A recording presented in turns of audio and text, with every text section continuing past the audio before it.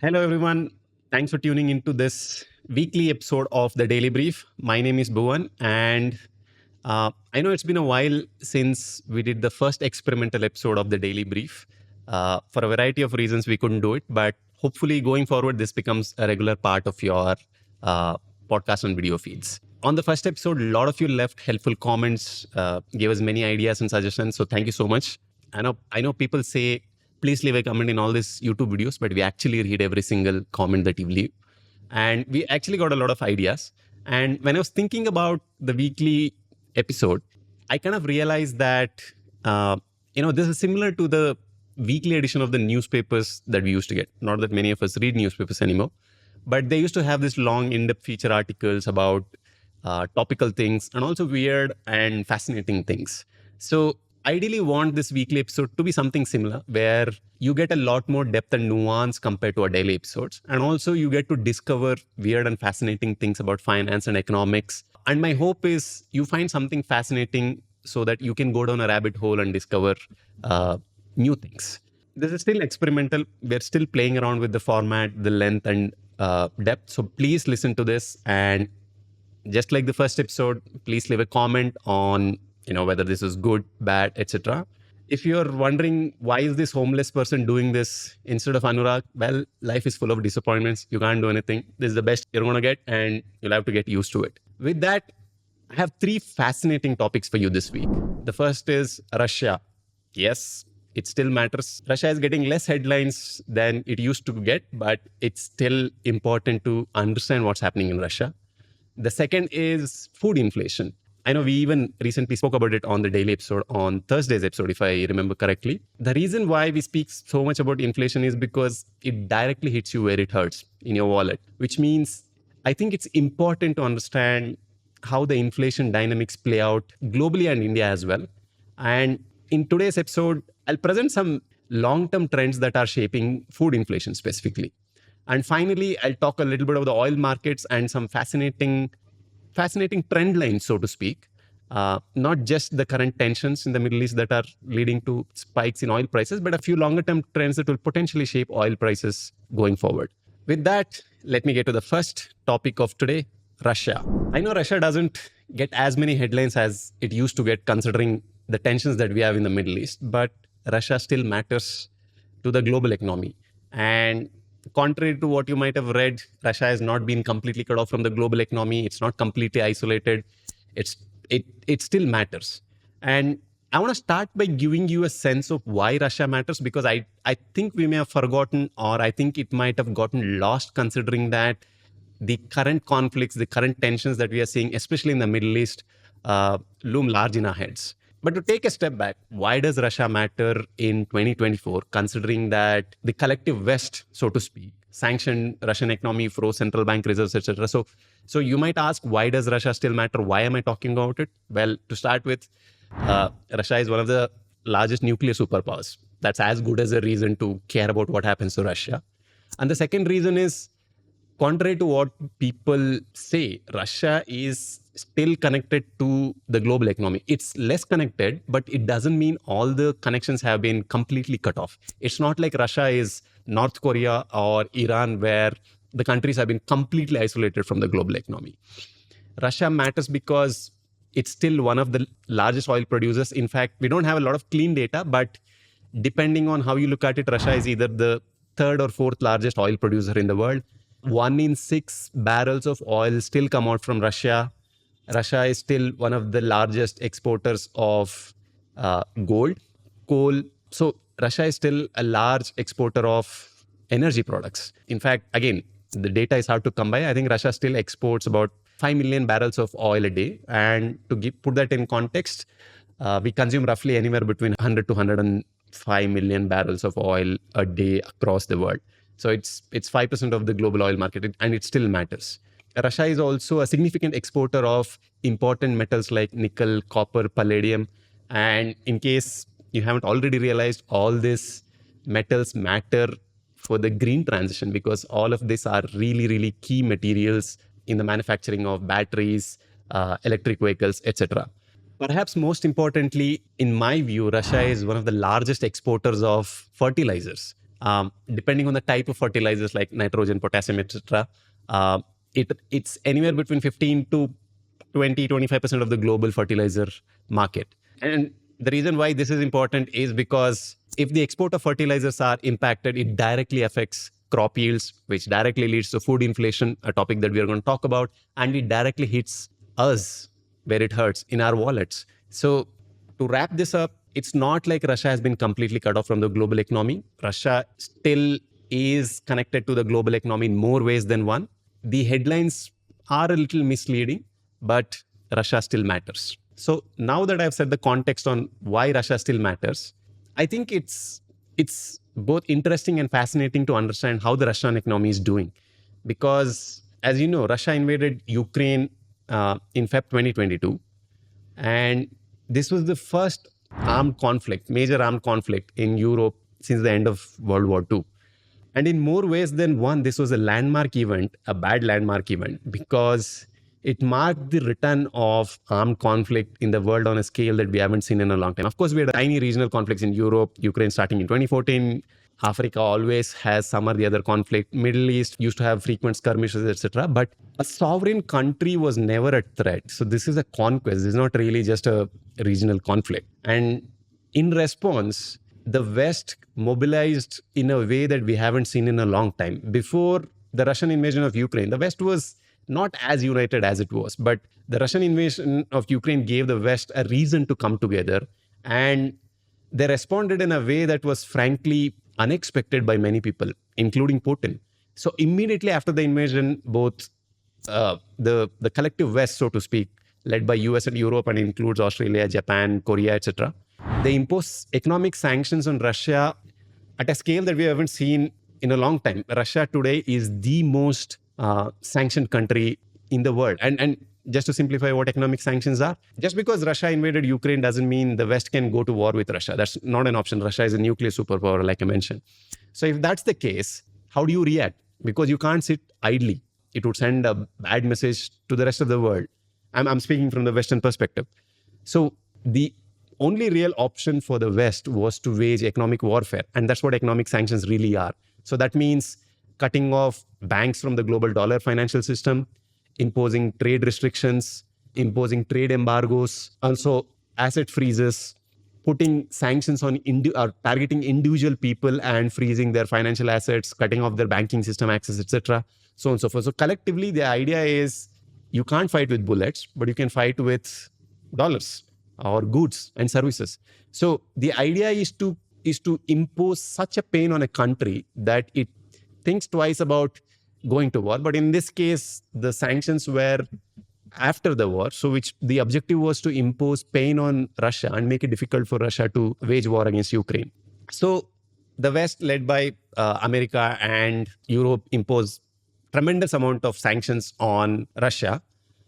And then the Russian economy suddenly sees a sharp dip. The ruble collapses and the West starts celebrating. Like everybody is saying that, oh, the Russian economy is it's collapsed, etc., etc. But that didn't really happen. So the reason here is oil, which I'll get to later. But I'll just give you a sense of how the Russian economy is doing. In 2022, Russia saw negative economic growth. I think 2% was the fall in GDP. But in 2023 and 2024, it's projected to grow over 3%. Now, immediately you might think that because Russia is growing at 3%, it might be doing well. But that's not really the case. So what's currently happening in Russia is that Russia is running what's called a war economy, which means the overarching objective of the entire Russian economy is to support Russia's war effort, which means the major focus right now is on producing military equipment. It could be tanks, guns, armaments, etc. And pretty much all the economic spending is going towards military and military-related industries. In fact, prior to Russia's invasion, military spending as a GDP, I'm talking about Russia, Russia's military spending as a percentage of GDP was anywhere between 3.5%. But immediately after the war, it has increased to 6 to 10%. That's a significant amount of jump. That means hundreds of billions of dollars flowing into military and military-related industries. Unemployment is at a record low. I think the latest number we have, it's very hard to... So the one caveat I want to add is Russia has stopped releasing a lot of data. A lot of data that is coming out it's not reliable fully. So We have vague and fuzzy data. So please remember that these are not exact statistics, but they'll give you a directional sense of what's happening. So the latest unemployment number we have in Russia is 2%. Why? Because Russia is running a war economy. Russia is it's a case of pedal to the metal. It's running everything hot, which means there are massive labor shortages because Russia needs men to fight in Ukraine, but also at the same time work in military and military related industries, which means there are massive labor shortages. That's partly also because hundreds of thousands of Russian soldiers have died on the battlefield. The numbers vary anywhere between 600,000 to a million. We don't have good statistics. And the Russian central bank has hiked interest rates to 19%. To give you a sense, the RBI's repo rate is at 6.25%. The latest inflation numbers, funnily enough, the latest number we have is 10%. But how can inflation be at 10% if the interest rate is at 19%? So that's a real interest rate, which is inflation minus nominal interest rates, is 10%. That's just mind-boggling, which means Russia is understating its inflation, and inflation is actually more than 10%. It could be 15%, it could be 20%. A lot of people have put in different estimates, but it's not 10% for sure. So one, you have the GDP rose. It's because Russia has diverted pretty much the major chunk of spending to war and war-related industries. And GDP is a very funny number if you think about it. If Russia is producing a lot of tanks, weapons, guns, which will be used to kill people, it actually adds to the GDP. But just because GDP is positive doesn't tell you anything about the health of the economy. The ruble, which collapsed, has again bounced back. That's because Russia has imposed capital controls. That doesn't tell you anything about the health of the economy. Inflation has spiked. It's easily over 10%. We don't know what the real number is. It could be 15%. It could be 20%. And then the Russian policy rate, the interest rate by the Russian central bank is at 19%. So these are the facts that we know, which means the Russian economy it's not collapsing, but it's not doing wonderfully well either. Because if you double or triple your military spending and suddenly all that money is flowing within the economy, it's going to create a lot of inflationary pressures. And there's only so long and so much you can do to keep those inflationary pressures contained. Because at some point, Russia will start feeling the heat from this extremely hot war economy, and it will make life difficult for it. It's not happening right now. It probably has, maybe another couple of years, depending on which expert you listen to. But it's going to soon start hitting the limits of running a war economy where the singular focus of the entire economy is to produce military equipment and other associated products. So to give you a sense of how big this military spending is, an academic used an interesting number. So Russia is spending at the higher end 10% of its GDP on military-related spending. And Ukraine is roughly about 10% of Russia's GDP, which means Russia is spending an entire Ukraine's GDP on just military spending. And my mind was blown just thinking about the sheer scale and scope of this conflict. So the Russian economy is not collapsing. That much is for sure. So what's the reason? Oil. So prior to the invasion, Europe used to depend on Russia for about 50% of its gas. It was also crude, but it was mostly gas. The reason is because 30% of all power plants in Europe are gas powered, which meant that Europe and Russia were tied at the hip, and they were far more interdependent than they realized. And I want you to remember this word interdependent because we'll get to that later. There's some fascinating history there, but just make a mental note. So Feb 2022, Russia invades Ukraine.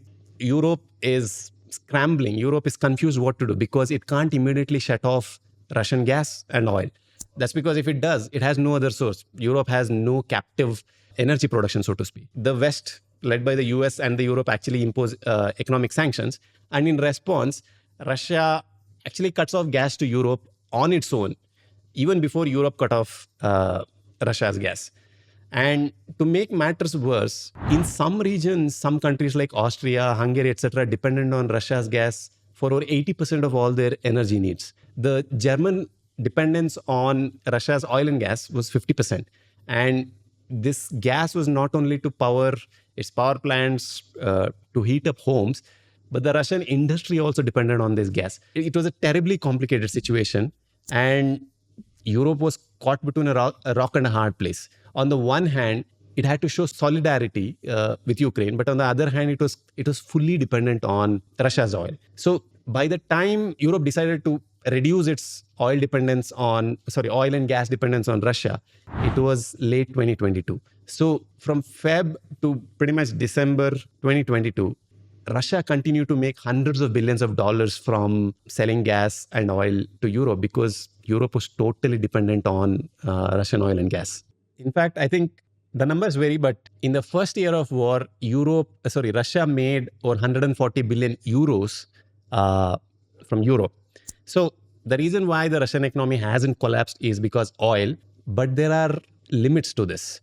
And I'll slowly expand on all of them. But the situation right now is that Russia's oil earnings seem to be reducing. That's partly because crude prices spiked immediately to $120 a barrel. And right now, they were, before recording, I think they were at, let's say, 70, 75. So that significant drop in the prices of crude has reduced to lesser revenues, but it doesn't mean Russia is collapsing. In fact, the last budgetary estimate of Russia's oil target, or rather the target that Russia had mentioned in its budgetary estimates was about $45 a barrel. So even at crude prices at 70, 75, Russia is still okay. It's not great considering all that's happening, but it's still doing okay. To tie it back to the economy, so the reason why it's not doing so badly is because of oil, which means that, and at the same time, Russia's primary objective right now is its war, which means that it's redirecting all the spending from social security, health, education, etc. into war. And there's something peculiar which is happening. So you might be confused based on whatever I'm saying. So which brings me to the peculiar thing which is happening. So Russian economy in the short run, as we speak, is doing in many ways well. That's partly because the Russian military industrial base, so to speak, is located in areas in Russia that were in terrible economic shape. So suddenly all these towns now have jobs, they're earning well, but at the same time, a lot of these people are also against the war. So let's say even if these people were to speak out against the government, they can't because they're doing well economically speaking than in a very, very long time. There's this economist called Elena Rybakova. She used this beautiful phrase called a morose social lift. Morose means depressing. So on the one hand, you have war, which a lot of Russian people oppose, even though they don't say it out loud. But at the same time, a lot of these Russian people are doing better, and a lot of these Russian regions are doing better than in a very, very long time. So it's creating a very tricky economic situation for a lot of people.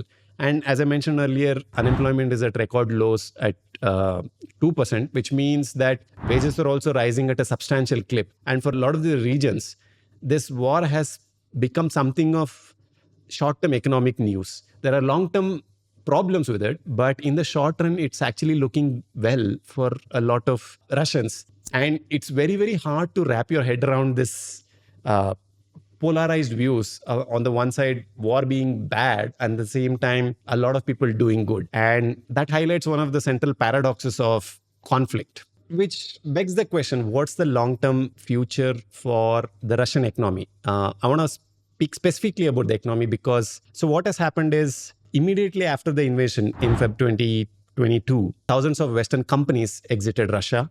There was massive outbound emigration. Millions of Russians, especially young and talented Russians, left the country. You also have the fact that Western countries have imposed severe economic sanctions, not just on the economy, but also technological restrictions on everything from cars, chips, you name it. Russia has been technologically crippled. It's working its way around the sanctions. I'll get to that later, but it's crippled. Russia has a severe human capital problem because a large chunk of its young population is dying in the war. At the same time, Russia is more or less completely cut off from a lot of the global economy, which means that even though in the short run, Russia is or might be doing well, its long-term prospects are depressing, to say the least, because these are not small challenges. The fact that you have no access to technology, the fact that you don't have a lot of young people staying back in your country, and also the fact that until the war lasts, Russia won't be spending on education, health, and other social services. we are talking about years and years of underinvestment on infrastructure, social spending, etc. So all of this means that Russia's long-term economic trajectory, it's not great. And it's also very hard to reverse this instantly because Russia has dug its heels in. It's all in on its war. And there are no signs that this war is about to even remotely end. So which means Russia's economic prospects are dismal, to say the least. So I want to talk a little bit about the oil angle of this, because as I said, Russia is one of the largest oil exporters. It still matters because Russian oil is still flowing into the global economy. And there are a couple of other interesting angles to this, but let me start with the oil. So like I mentioned, by the time the West decided to cut off exports of Russian oil into the European markets, US was not really an importer of Russian oil. By the time Europe decided to cut off Russian gas and oil, it was already 2022. So what they did is they couldn't completely cut it off because a lot of countries like Austria, Hungary, etc., still had a large dependence on Russian gas. So what the West did is it imposed something called as a price cap at $60 a barrel. So it said that Europe can buy Russian oil as long as Russia is willing to sell it at $60 a barrel. It can't be more than that.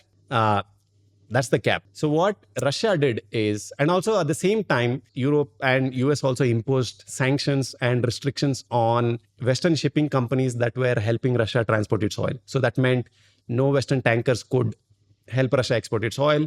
No Western shipping insurance companies could insure Russian tankers or tankers that were carrying Russian oil. So Russia was also isolated from that angle. But as long as Russian oil was flowing at $60 a barrel, Europe would continue to buy Russian gas and oil. So I want to talk more about the oil angle of the Russian economic situation because that's central to how the Russian economy is doing, and that's central to how the Russian economy is surviving. So like I mentioned earlier, Russian oil is still flowing into the global markets. Russia is still one of the largest oil exporters, which means it's important to know how Russia is selling its oil. So like I mentioned earlier, from Feb to December 2022, Europe was still consuming Russian gas and oil. It couldn't completely cut its reliance. But then starting in 2022 and 2023, Europe decided to completely ban Russian gas and oil. But in a way, there are still loopholes because countries like Hungary, Austria, and Slovenia still depend on Russian gas. In fact, that's the only source they have. So Russian export of gas hasn't completely gone down to zero. In fact, the last number I saw was, I think, still from 50, the dependence of Europe on Russia's gas has reduced from about 50 to 15%. So it's not zero. And the second thing they did is they introduced something called as a price cap. So if Russia is using Western shipping companies, Western insurance companies, and trying to sell its oil using those oil tankers, Europe and US said that they can only sell it at $60 a barrel, regardless of what the current crude price is. So at that point, let's say the crude prices were roughly, immediately after the invasion, crude spiked to 120, but then slowly reduced to 70, 75 as we record. So which meant that even if crude was at, let's say, $100 a barrel, Russia could only sell it at $60 a barrel if it was using Western shipping companies. And then there was also implicit assumption that no European countries would buy Russian oil and gas with this price cap. So Europe more or less decided that we are going to completely shut off or completely reduce our reliance on Russian oil and gas. But the problem with this entire situation is that pretty much, let's say, roughly about half of the global economy, so to speak, excluding the advanced economies, decided not to observe Russian sanctions. So that meant like countries like India, China, Turkey, the entire African continent, a lot of Asian countries chose not to participate in the sanctions and chose not to observe them. So immediately, a couple of things happened. So one, Europe said, we're going to reduce our dependence on Russian gas and oil. So that gap was filled by United States and Norway, which exported a lot of gas. So a lot of people don't know that United States is one of the largest producers of oil and gas in the world. The second thing that happened is China and India became the largest buyers of Russian oil. In fact, in the case of India, the Russian share of total oil exports went from roughly zero. It was barely above zero to, at a peak, it was about, I think, 40-45% of our total oil exports. So Russia alone was supplying 40 to 45% of oil exports from zero. That was staggering. And the reason is, it's easy to think of this in moral terms, but the fact remains is that we are still a poor and developing country. We are a net importers of oil. In fact, We spend anywhere between $180 billion a year to $200 billion a year, depending on oil prices on oil alone. We import roughly 80 to 90% of our oil, which means that oil is a crucial commodity for our economy. And ultimately, if oil prices rise, you and I will feel the hit at the petrol stations, and it will directly impact our wallet. So I don't think looking at this from a moral angle is the right way to look at it, considering our oil reliance. So, and the second thing is Russia decided to sell its oil at a discount. In fact, depending on which source you look at, the discount per barrel of Russian oil was anywhere between $20 to $30 at the peak. They have now reduced to, let's say, $3 to $5 a barrel, but that was a cheap discount. So which meant that India, by importing Russian oil, was saving hundreds of billions of dollars. Not hundreds, maybe billions of dollars. So in a way, it was good for India. And the same applied to China and Turkey, which were equally big importers of Russian oil. So Russia immediately found a lifeline in both India, China, because it diverted the oil that was going to Europe elsewhere into India and China. And here's the thing. India and China didn't have to observe the price cap because only the Western economies, the large Western economies, chose to observe the price cap. So which meant that Russia could technically sell it above the $60 price cap. But the fact is they were desperate, and India and China were willing to buy Russian oil. So which meant that they were actually selling it at a discount. The estimates vary on this, but the damage of the price cap, cutting off Western shipping companies, insurance, etc., the damage, and Europe reducing its reliance on Russian gas, the total damage is estimated at around $120 billion, according to one estimate. The price cap alone, on the other hand, is supposed to have reduced Russia's earnings of oil by roughly $50 billion. And then you have the fact that $300 billion of Russian central bank reserves were frozen. But the fact remains that from the war period, I think Russia made more than $200 to $300 billion just by selling oil to other countries like India, China, Turkey, and a lot of other countries. So the Western strategy to completely isolate Russia didn't really work.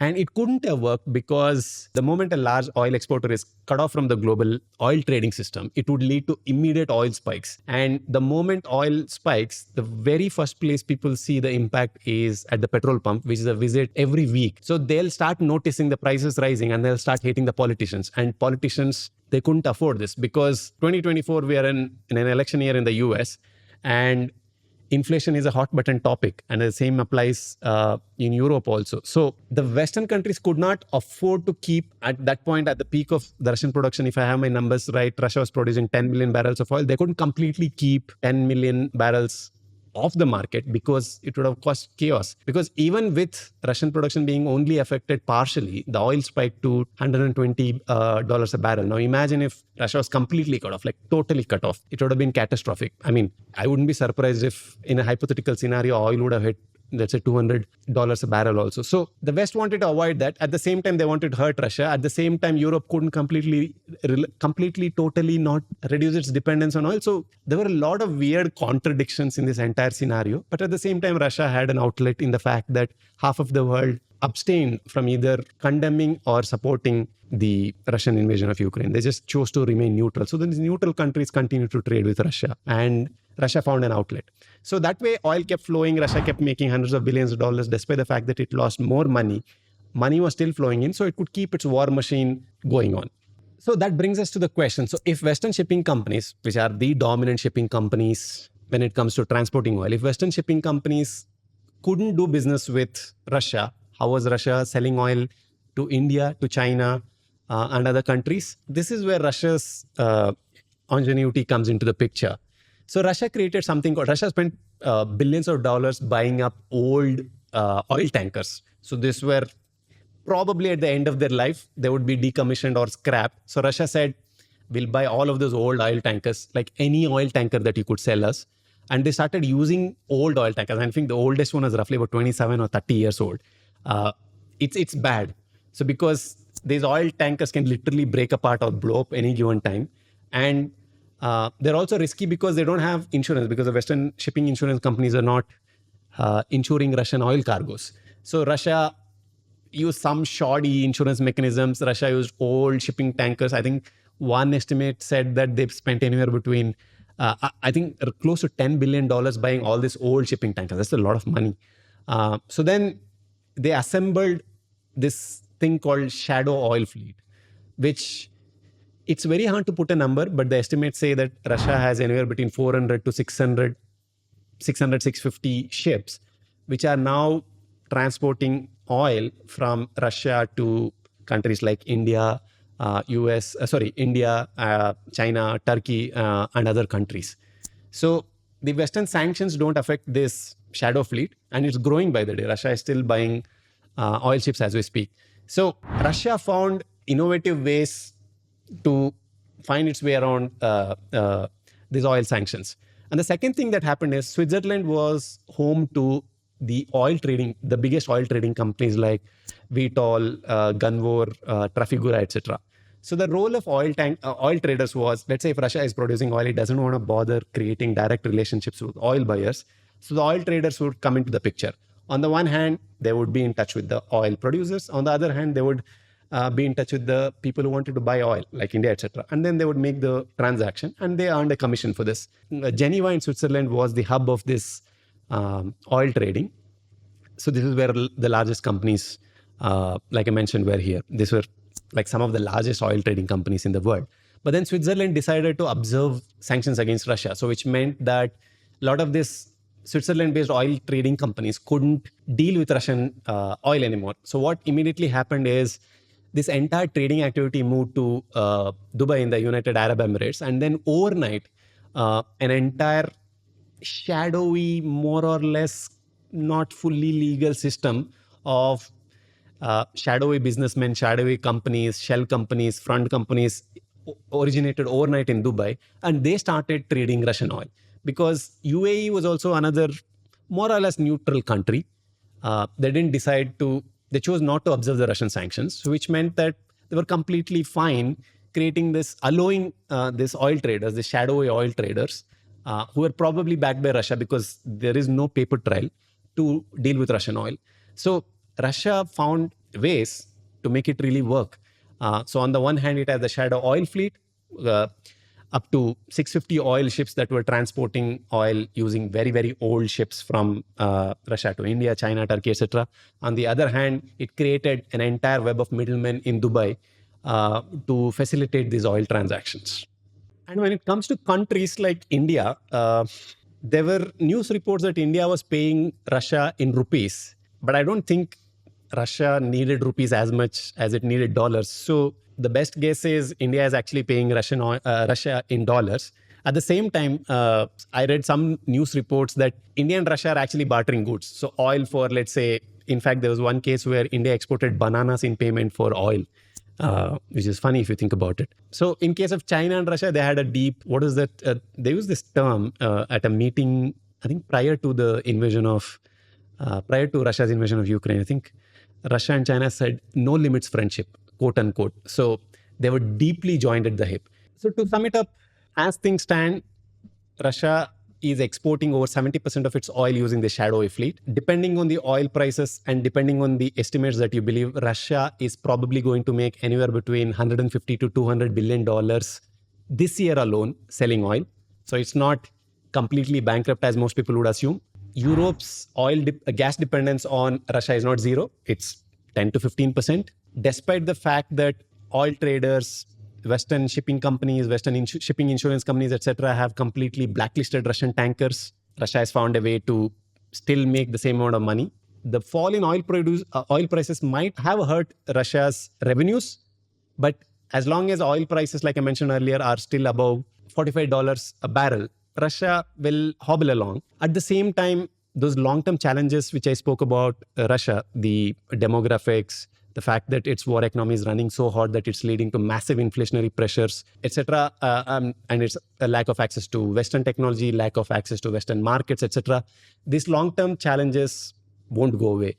They still remain. But in the short run, the Russian economy is treading water. It's surviving. It's not completely bankrupt. It's not completely zero. It doesn't mean that the Russian economy is not affected. Like I mentioned earlier, the oil cap alone has reduced Russia's oil revenues by $50 billion. The combined hit from the entire energy-related sanctions on gas, LNG, etc., is close to $120 billion, depending on whose estimates you believe. So where are we? It's a contradiction, which brings me to the next section of which was called contradictions itself. I made a note saying that I'm going to talk a little bit about the contradictions, which also ties to the point I made about the fact that I asked you to remember the word interdependence. This will bring it home to, this will make it much more clearer for you. So Europe decided to cut off its dependence on Russian gas, but some countries are still importing Russian gas, like Austria, Hungary, etc. So it's not zero. So that's the first contradiction. The second thing is Europe and the West could not convince the entire world to go along with their plan to isolate Russia. For a variety of reasons, self-interest reasons, etc., over half of the global economy said that, okay, this is your war. We have nothing to do with it. We have to worry about our own people. So we can't really get involved in your fight. At the same time, not everything that is coming out of Russia is sanctioned. So food, fertilizers, a lot of metals, and until recently, diamonds, which is also Russia's export, were completely out of sanctions. A lot of the sanctions are now catching up, but they were still flowing through, which means Russia was still making billions of dollars selling all this stuff. So the reason why Russia couldn't be completely cut off from, let's say, selling food and fertilizers, it's one of the largest exporters of wheat. And who buys this wheat? It's mostly poor countries in sub-Saharan Africa, etc. So imagine if US and the Europe had sanctioned Russia's wheat exports, it would hit the poorest of the countries. And fertilizer. So Russia and Belarus, which has essentially become a vassal state of Russia, they account for roughly 40% of potash, which is a key ingredient in fertilizers. And like I mentioned earlier, Russia is responsible for anywhere between 50 to 20% of fertilizer exports. Now, if fertilizer exports are restricted, again, the countries that will be affected the most are not only going to be the poorest countries, it will be even the rich countries, because they also buy Russian fertilizer, and it's very, very hard to replace 20% of the global fertilizer supply in short notice. Food I've spoken about, and the other thing is, like I mentioned in the introduction, key metals, key minerals, etc., like copper, cobalt, nickel, palladium, etc. These are all crucial for the green transition, and Russia more or less still continues to export this to a variety of countries. European countries might have reduced buying those things, but Russia is still selling those things. That is another contradiction in itself. And perhaps the biggest contradiction is the fact that sanctions haven't worked out as well as the West assumed. Why do I say that?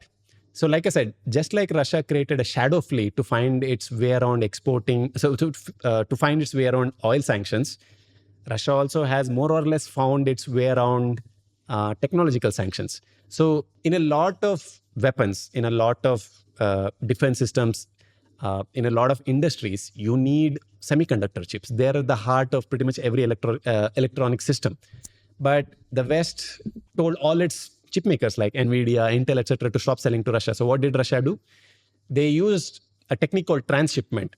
So if Russia can't buy chips directly from NVIDIA, so what Russia is doing is it's asking its friendly countries, like the Central Asian countries like Kyrgyzstan, Tajikistan, Uzbekistan, Tajikistan, Georgia, etc., to start ordering those chips. So the chips come from NVIDIA to Georgia. It's not Russia who's buying. And then from Georgia, they make their way to Russia. So it's transshipping this. It's not only transshipping from Central Asian countries. It's transshipping through China, through Hong Kong, even India in a lot of cases. And these chips are inevitably ending up in weapons which are ending up on Russia's battlefield. In fact, Russia has gone to the extreme. It's importing.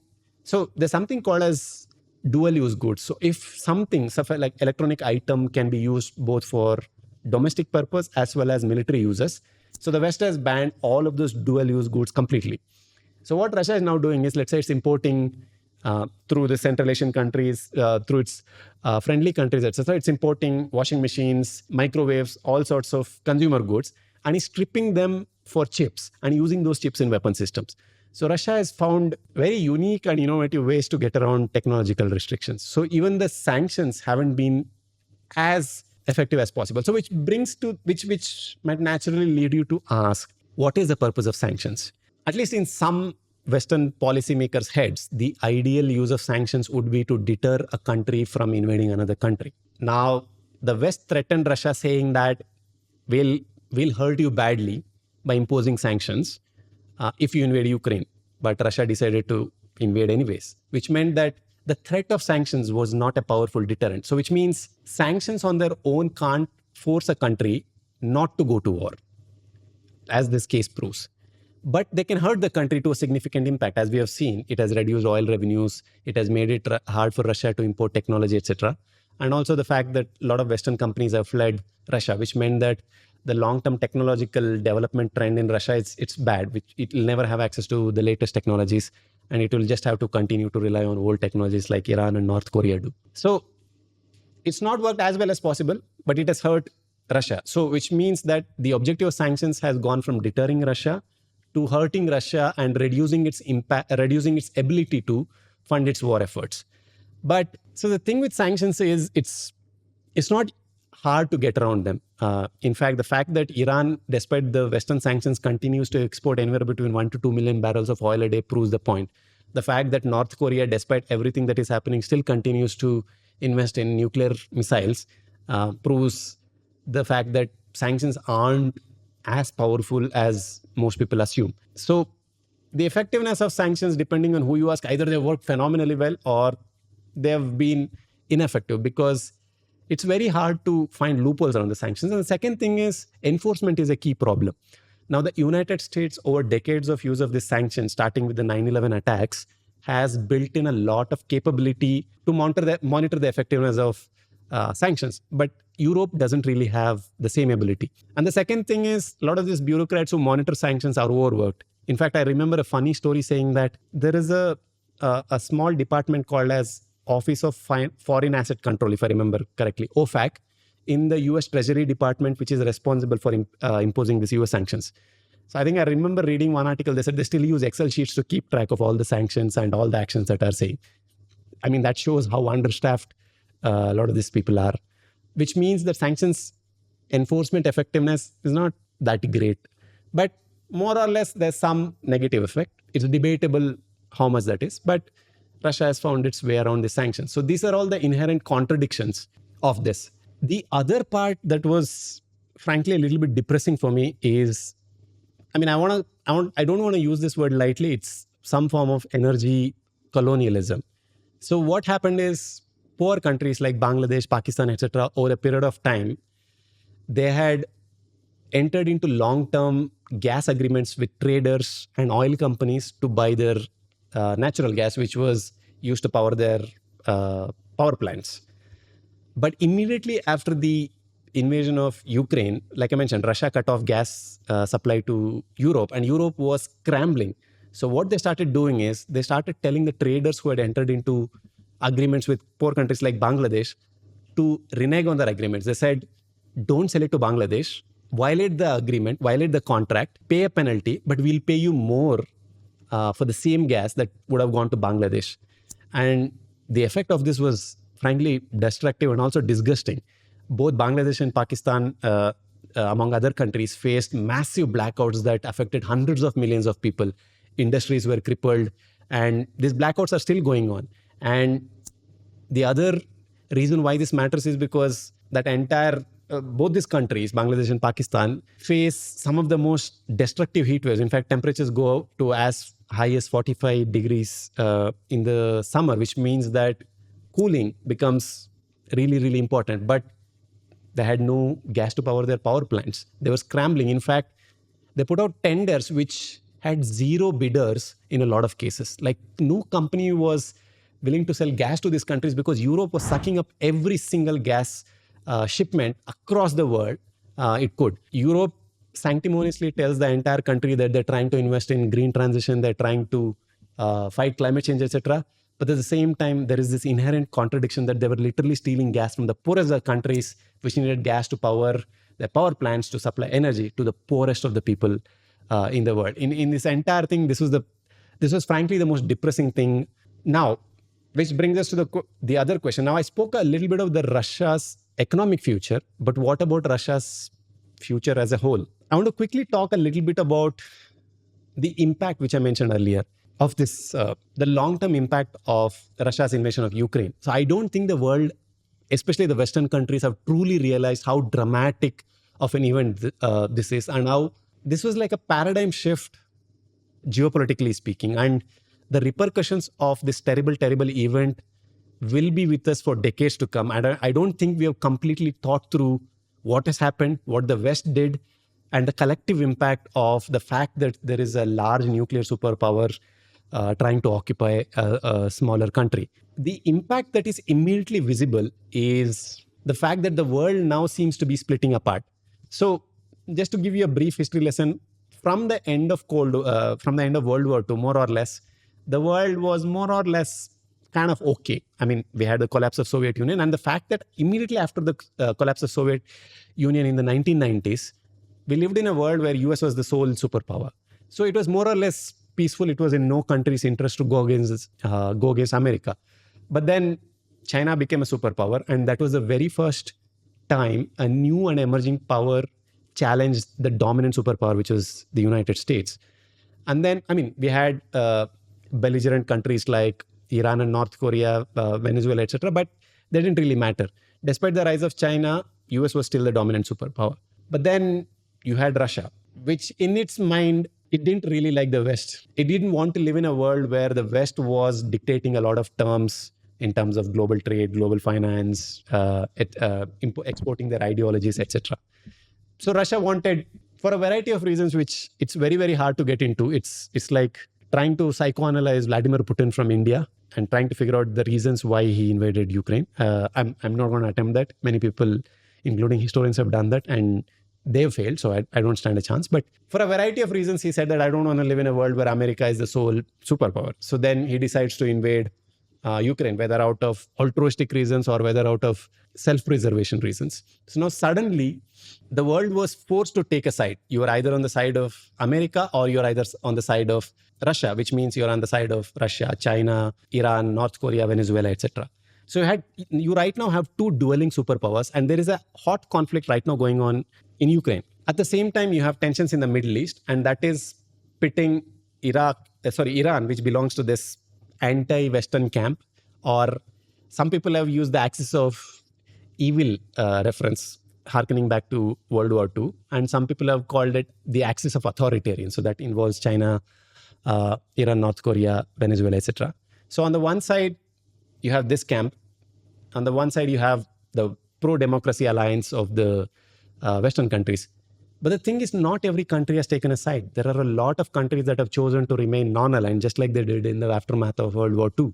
So countries like India, Turkey, the entire African subcontinent, a lot of these Asian countries, they have refused to take a side. They have said, we're going to remain neutral in this conflict. We don't have a horse in this race. You guys fight it out. So now the world is split into three blocks. So this means this is affecting trade ties. This is affecting financial transactions. This is affecting financial relationships. So contrast this with the world after 1990, when United States was the sole superpower and there was no other country trying to compete with US. So it was the US set the rules of the game. Now a lot of countries are saying, to the hell with that. We are going to take our own path. So we are living in a fragmented world, and it's not easy to realize the implications of this. And the second thing is you have regional conflicts. One is the Russian invasion of Ukraine. You have conflict developing in Middle East. You have a lot of regional wars in Europe, a lot of mini wars in Africa, etc. And many historians have used the World War I analogy, where World War I was a result of individual conflicts like Germany, the fact that the Austro-Hungarian Empire was dying, Germany was trying to compete with Britain, which was then the global superpower, etc. They were trying to build up their military, etc. They were trying to assert their dominance. There was a race for colonies in Africa, etc. All of these individual conflicts eventually tied together and pulled everyone together, and it ended up becoming a global conflict. And there are some similarities to today also. The Ukraine conflict is pulling in the West. The Middle East conflict between Israel and Iran is pulling in the West on one side. On the other side, Iran is supported by Russia, China, etc. And then imagine if there's a third conflict, which is right now everybody's eyes on what will China do with Taiwan. If Taiwan gets pulled into, if China decides to invade Taiwan, God forbid, the United States has promised to support Taiwan, which means these three conflicts can become one and become a global conflict. It's not improbable, but right now it's not completely preordained either, which means that we're living in a far more dangerous world than in the last, call it 3-4 decades. And frankly, it's scaring the hell out of me. So This is one side effect of Russia's invasion of Ukraine. The world has split into camps now. Everybody is forced to take a side. It remains to be seen how this develops because the war is ongoing not just in Europe but in the Middle East as well. And I'm bad at astrology, so I'm bad at predicting. So it remains to be seen what happens. Which brings me to the question which I said earlier. What is the future for Russia as a whole, not just as Russian economy, which I've already spoken about. So here I'll rely on Stephen Kotkin, the eminent historian, who has written probably the definitive biography of Stalin. He gave an interesting talk where he chalked out 6 futures for Russia. So he gave 6 potential outcomes without saying which is more likely. Historians, they're annoying. They never give you straight answers. So the first future he said was Russia becomes France. So what does that mean? Both Russia and France have a lot of historical similarities. They had monarchs for a long time. They had endless revolutions, including the bloody revolution that France had. But then France eventually got rid of its monarchs and it became a democracy. So the first future is, can Russia get rid of its authoritarian tendencies, its monarchical tendencies, and go down the route that France went down and become a full democracy? Today, France is not invading anybody in Europe. It's not threatening Britain. It's a democratic country. So the first future is, can Russia become like that? It's a very unlikely future. But the probability of that happening is non-zero. So that's the first future. The second potential future is Russia remains an authoritarian country, but it retrenches. So what does that mean? It means Russia remains as it is, with its dictatorship, autocracy, whatever you want to call it.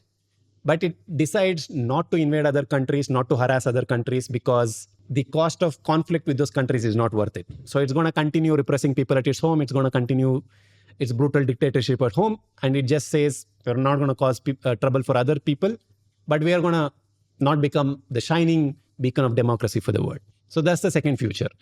How likely is it? It seems more likelier than the first one.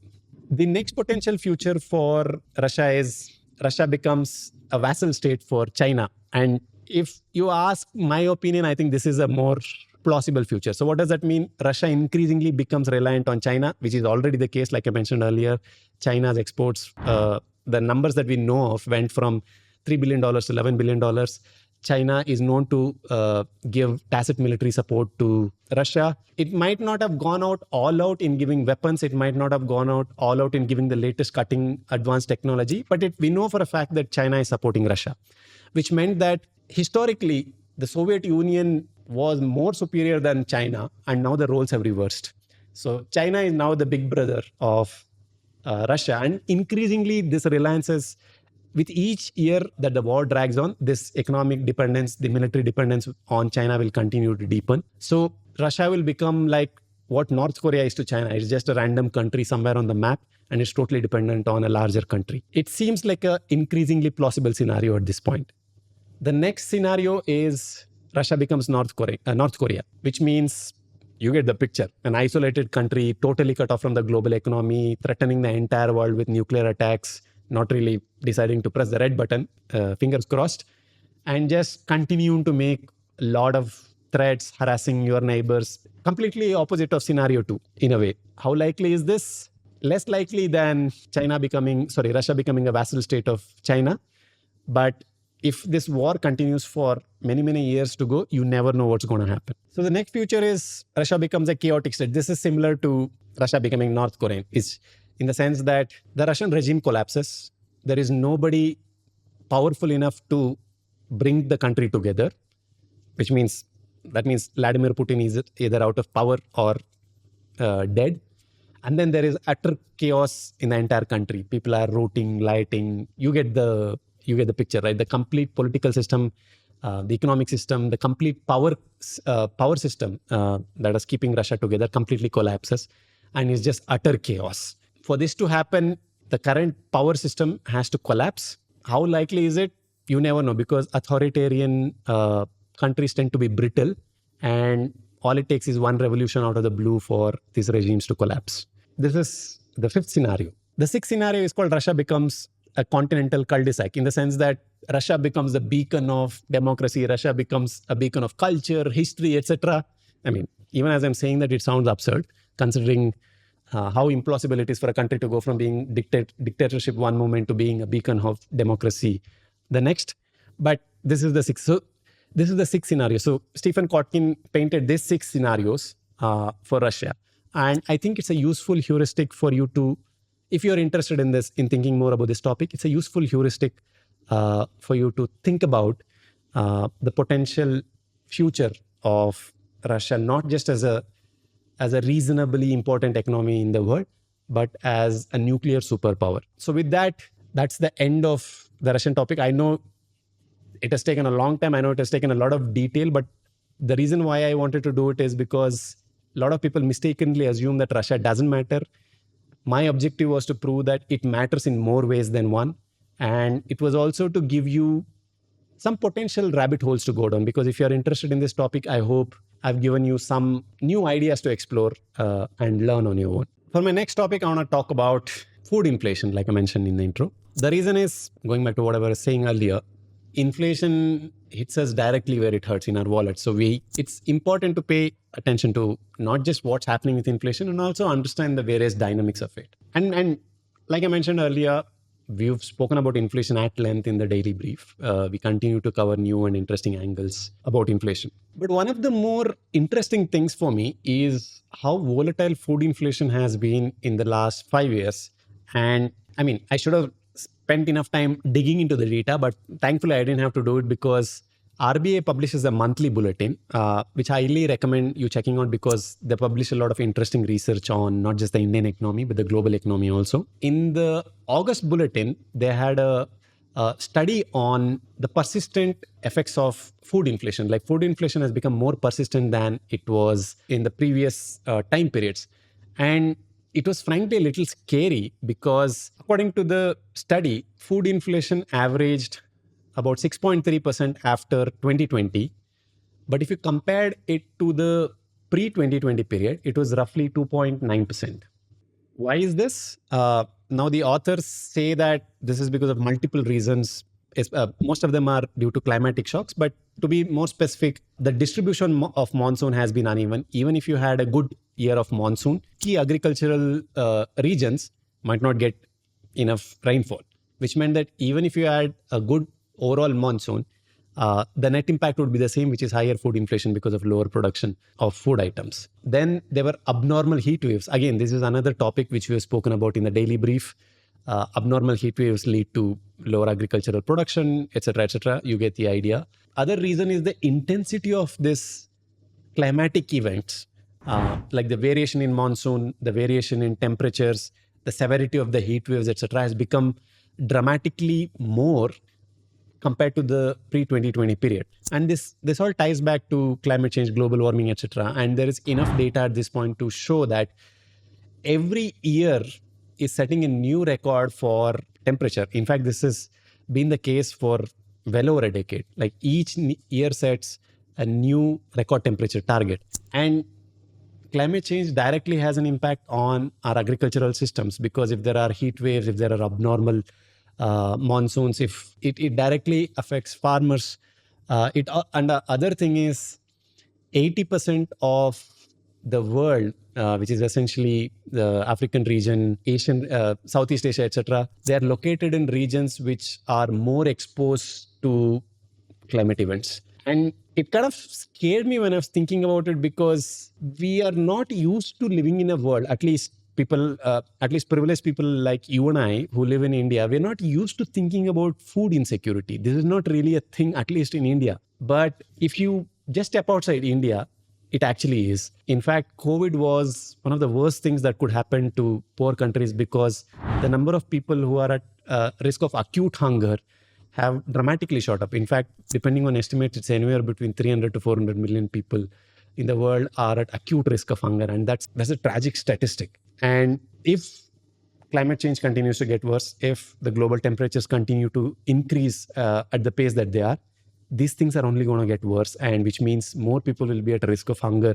than at any point in history. Now, coming back to the Indian study, I just want to give you some quick statistics on how bad food inflation has been in the post-2020 period. So the first thing is the temperatures compared to the pre-2020 period and post-2020 period were abnormally different in the sense that, what I mean by that, the variation in temperature was much worse in the post 2020 period. For 57% of the months between June 2020 and 2024, food inflation was above 6%.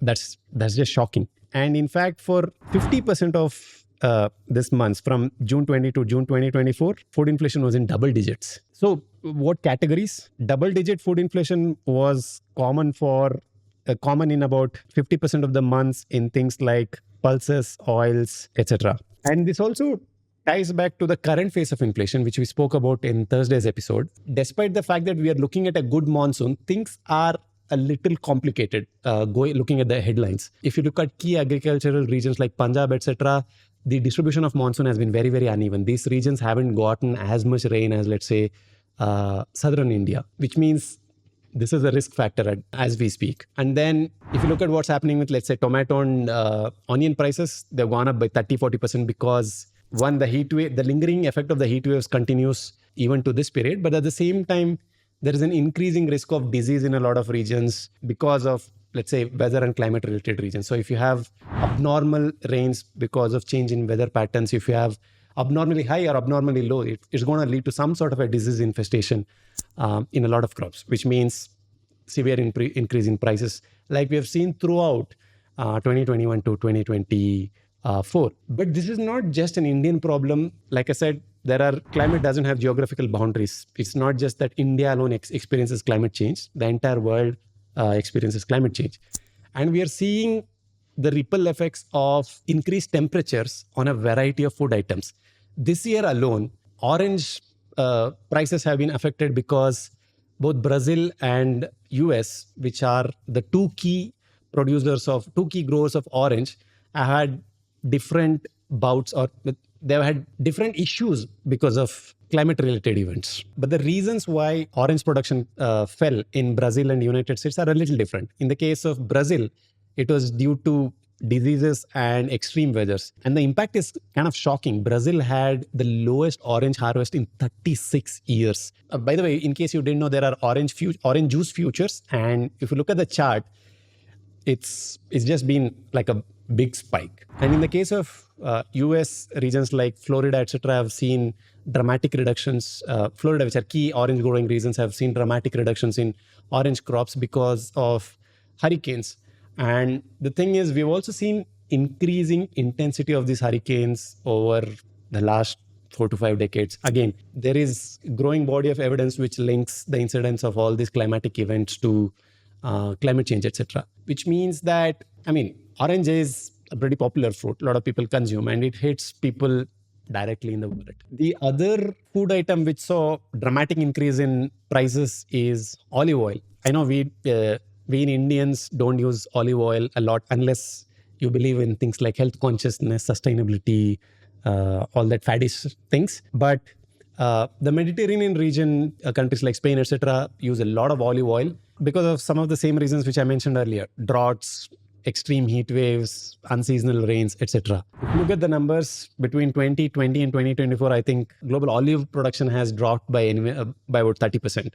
And in the recent years, prices have gone up anywhere between 50 to 70% in a lot of these European countries, which use a lot of olive oil. Now, for a food item that you use regularly in your daily cooking, for the price to go by 70%, that's insane. And think about who it hurts the most. Inflation often hurts the poorest people the most because a bigger share of their wallet is devoted for food. Now, if a poor family is forced to spend more, like a bigger share of their wage income, their salaries on food, that means multiple things could happen. One, they might buy poor quality food items.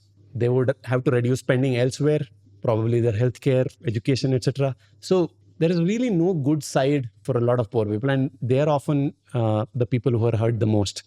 It's not just olive oil. In some of our previous episodes, we have spoken about cocoa. Countries like Ghana and Ivory Coast have seen a dramatic decrease in the production of cocoa because of some of the same reasons which I mentioned earlier: unseasonal heat, diseases, reducing crop yields because of underinvestment, and also the fact that there were both abnormal heat waves and then horrendous rains at the same time, which meant that the yields fell further. And this In the case of cocoa, the biggest people who were affected the most was the chocolate industry, etc., etc. But it's not as bad as, let's say, rice or oranges. But it still shows the destructive impact of climate events. In the case of cocoa, I think the per metric ton price went up from $2,000 roughly to $11,000 in a span of years. And it just caused chaos for a lot of these FMCG companies who rely on cocoa in a lot of their food and food related products. It also shows how terrible the life of a farmer is. He's constantly at the mercy of either the market, where prices are not under his control, or nature, where the weather and temperature and rains are not in his control. In a world where climate events become more destructive and more frequent, it's very hard for farmers to stay resilient, because in a lot of these countries, individual farmers still make up a big chunk. Agriculture, even today in India, is one of the largest employers. So if things get even worse than they already have, now you could imagine the impact on the larger economy also. There's no good side to this. And I understand it's a depressing story, but I don't know what to tell you. And finally, the other important food item which has also been which is facing the side effects of climate events is rice. And we've seen people have documented a lot of evidence in China saying that crop yields have fallen. The production has fallen because of, again, the same reasons: increased heat waves, abnormal unseasonal rains, etc. And we're talking about a country like China, which is a huge country that consumes a lot of rice. And this is not just the fancy items like oranges, cocoa, and olive oil that I mentioned. You can go and look at the data on pretty much all major food items. It could be potatoes, it could be onions and tomatoes. You can increasingly look at the horrendous effects of climate change induced weather events on the prices. And if you just think about the fact that your mom might have been complaining about increased onion prices, tomato prices in the last 2-3 years, the frequency of her talking about increased prices would have obviously increased. It's all because of the same reason. And this all directly ties and hits us both in our wallets and our stomach. And this is another one of those things that frankly scared me as I was doing research for this episode. So with that's about food inflation. We'll keep tracking this and I'll keep summarizing more research, interesting research, if and when it comes out. Now to the final story of this very long and, remember, experimental episode. I know we've spoken about oil, including last week, and we have spoken about oil multiple times throughout the daily brief. The reason is because for the same reasons as food inflation. You almost visit the petrol pump at least 2 or 3 times a week, and you look at that price on the petrol pump, and if it keeps going up, you'll get annoyed. It directly hits you. In fact, food, shelter, and energy, which includes fuel, are the biggest part of a household budget. Yeah. If you want to put a number, I would probably say about half of our household budget, in fact more, goes to just these 3 items. So it matters. And like I mentioned earlier also, India is a net importer of oil. In fact, 80 to 90% of our oil is imported from the global markets. We have very little domestic production, so to speak of. So which means if oil prices are affected, it hurts you and I. It hurts everybody. The rich people can afford to be hurt, but people like you and I, poor people, I am poor, it hurts us the most. And this is another reason why we talk about oil a lot, because it matters to our everyday lives. Perhaps the biggest risk right now in the world for global oil markets is the growing tensions in the Middle East. There's a tit-to-tat going on between Iran and Israel right now. In April, Iran attacked Israel for the first time, and that was a dramatic escalation in response to Israel's attack of its embassy and the killing of several people, etc. It was actually a scary moment for the world, because Iran sits in a region where a lot of world's oil is not just produced, but also is transported. But I'll get to that. And then now, again, this month, on October 1st, I think, if I have my dates right, Iran attacked Israel again in response to Israel's killing of Lebanon's leader, Hassan Nasrallah, and also a couple of other commanders. This was again a dramatic escalation in a region that produces, more than 30% of the world's oil. And remember, Iran also is close to being a nuclear superpower. The best available data says it doesn't have nuclear weapons yet, but it's close to. I mean, if this conflict gets worse, some people say it's only a matter of weeks before Iran gets its first nuclear weapon. So this is not a isolated scenario. This is not a very riskless scenario as most people would assume. This is not a conflict that is isolated to the Middle East. And if you remember the very first story, there are global superpowers on both sides, and it can potentially be a trigger point for larger conflict.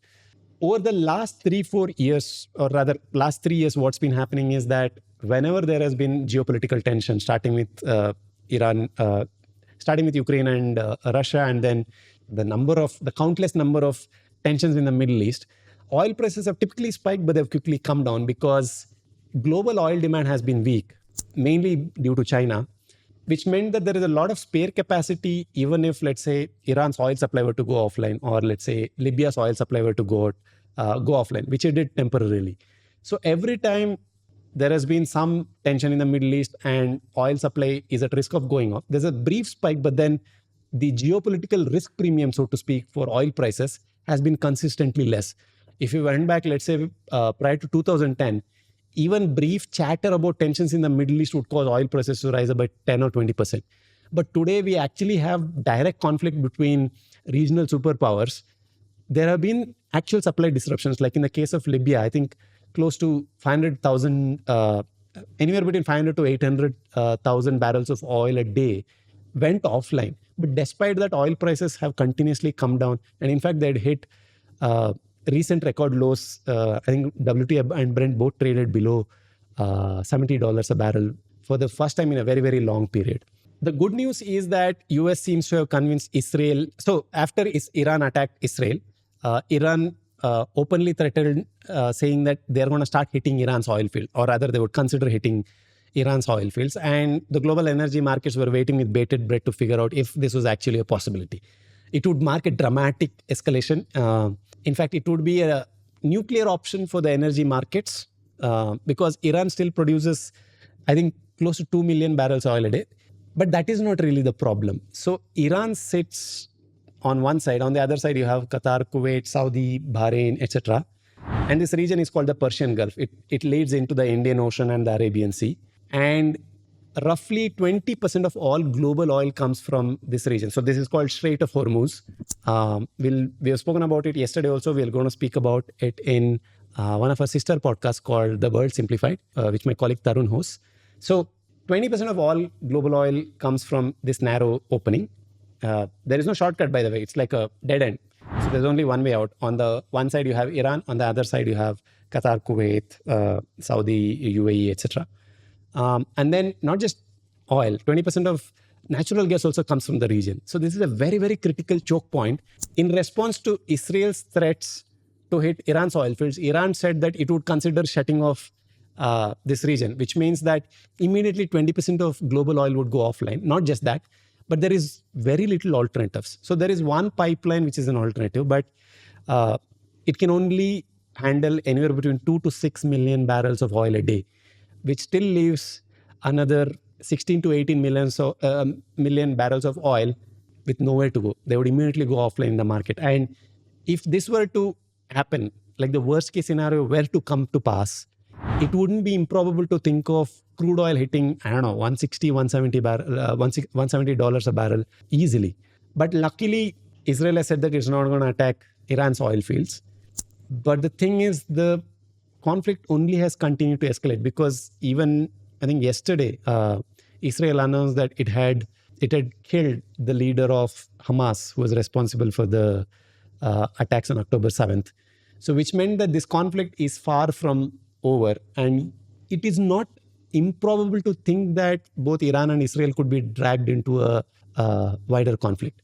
So what does that mean for oil prices? So right now, oil prices seem to have stabilized, but the demand picture is not looking so great. The biggest reason, of course, is China. But the interesting thing is that in the recently announced results by Reliance, they also mentioned that there was an interesting line which mentioned that the growing adoption of electric vehicles is leading to lower demand for oil.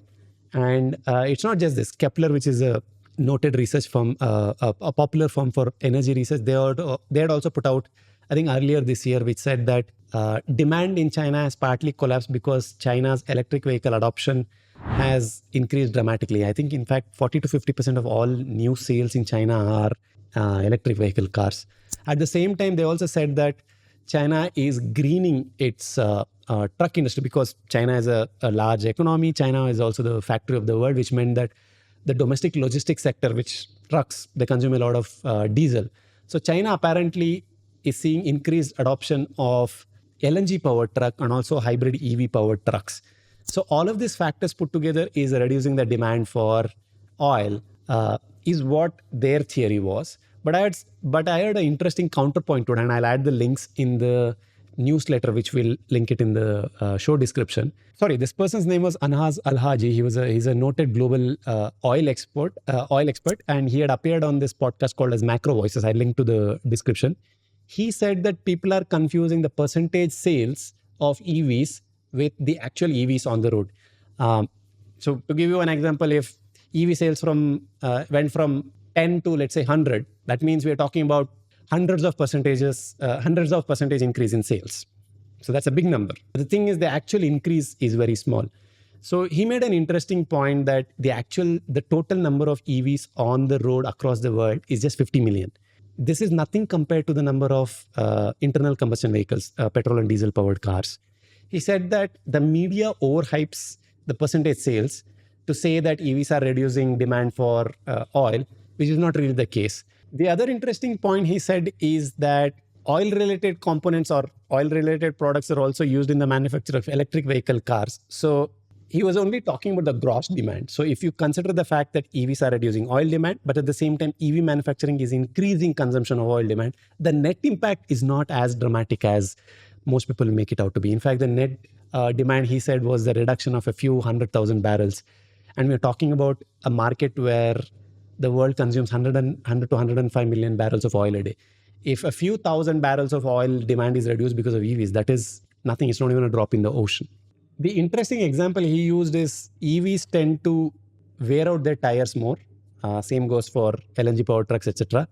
And crude is used in the manufacture of tires, etc. So there's a net impact compared to the reduction of EVs, but at the same time, increased use of crude-related products like naphtha, etc. because of the increased use of crude-related products in EV manufacturing, the increased use of tires, etc.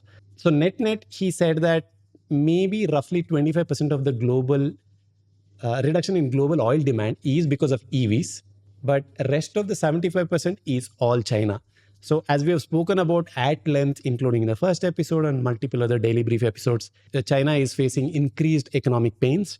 Its biggest problem is that it has, just to keep things short, it has the lowest share of domestic consumption. But at the same time, China is producing so much that the goods have to go somewhere. If your domestic economy is not consuming everything, which means you have to export it to the rest of the countries. And that's exactly what China is doing.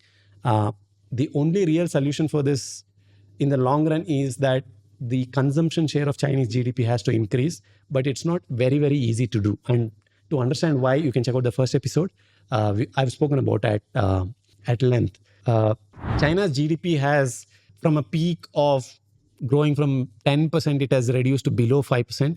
In fact, for several months from 2023 to 2024, China faced deflation. If you look at the inflation chart, which will link it in the description.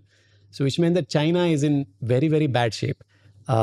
Recently, the Chinese government announced a string of stimulus measures, including support for homeowners, because China's real estate market is in very, very bad shape. They cut interest rates. They said that the central bank would give loans to Chinese brokers to go and buy shares to pump up the shares. A lot of people are saying that this is the whatever it takes moment. So just to give you some context, at the peak of the Eurozone crisis in 2011, I think, Mario Draghi, who was then the president of the European Central Bank, went to London. If I remember correctly, he said, and I quote, "We are going to do whatever it takes to keep the European Union together, and trust me, it will be enough." Mario Draghi became a celebrity in the central banking circles because of this very dramatic and movie star-like statement. And many people are comparing this recent announcement of a variety of monetary measures and fiscal measures in China to this whatever it takes moment. But then on the other side, a lot of people are saying that this is not really enough, because if your economy is problem is the fact that there is no domestic economy, what good is reducing interest rates? Because people are not willing to borrow. In fact, the bigger problem in China seems to be that people are paying back their loans, their mortgages, their credit card loans, etc. So even if credit is cheap and if nobody is willing to borrow, what will it do to the economy? On the other hand, it's not immediately clear what these fiscal measures are. We are slowly getting details a little bit here and there, but it doesn't seem too dramatic. Just to give you some comparison, I think at the peak of the 2008 crisis, China decided to spend over $500 billion to pull itself out of a depression. And if you compare that 2008 moment to this, it doesn't seem as big. But having said that, a lot of people are saying that this marks an interesting turning point for the Chinese economy because this is the first time the Chinese government is acknowledging that the economy is in bad shape. And this is the first time the Chinese government has shown some resolve and willingness in trying to do something to fix its economy, which is facing deep and structural problems and also cyclical problems related to the global economy. So the question now is, are these stimulus measures enough to fix China's problems? So there are two ways to think about it. One is people are comparing this to China's stimulus package in 2008 and saying this is not really enough. But then on the other hand, people are saying that this is a signal that they recognize there is a problem and they're willing to do something. Now, how will this play out? I'm a little skeptical if the Chinese policymakers can get their act right together, but I could be wrong. But it's an interesting turning point for the Chinese economy because there have been several meetings since September, the second half of September and October. And the Chinese government has been making policy announcement after policy announcement. And this hasn't happened in a long time. Now, the skeptics say that this has happened multiple times from 2015 to 2017, 2018, you name it. And each time there was a brief spurt of enthusiasm to fix the economic problems, which eventually waned away. But this time, despite my skepticism, I think there are signs that this could be the beginning of a new period for the Chinese economy. There are signs, despite my skepticism, that the Chinese government is willing to do more to fix its problems and not really just rely on exporting its way out of its troubles.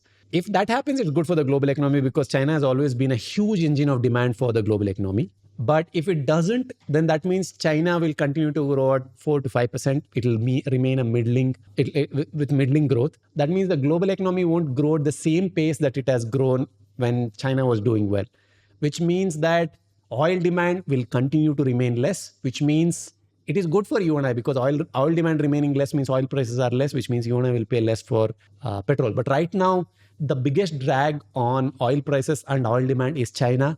And if the stimulus measures work out well as the optimists hope for, it could lead to increased oil demand.